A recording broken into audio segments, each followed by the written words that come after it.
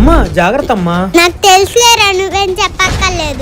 ఏంటమ్మా అలా మాట్లాడుతున్నావు? పెద్దోళ్ళతో ఎలా మాట్లాడాలో తెలీదా నీకు?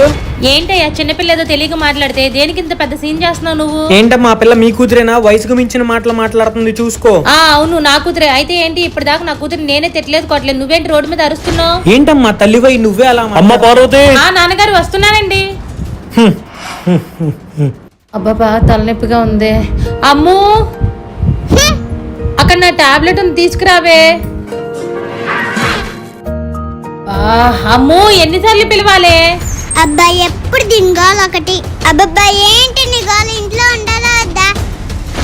ఇంకా మీరు మీ నాన్నగారిని చూస్తున్నారంటే ఆయన మిమ్మల్ని పెంచిన విధానం. కానీ రేపు మీ కూతురు మిమ్మల్ని చూస్తుందని నమ్మకం లేదు. ఎందుకంటే ఇప్పుడు మీరు పెంచుతున్న విధానం. ఇప్పుడు మంచి మాటలు నేర్పించలేకపోతున్నారు, రేపు మంచి గుణం ఎలా నేర్పిస్తారనుకుంటున్నారు? ఆ విషయం మీకు ఇప్పుడు అర్థం కాదు, రేపు మీ దాకా వచ్చిన రోజు తెలుస్తుంది.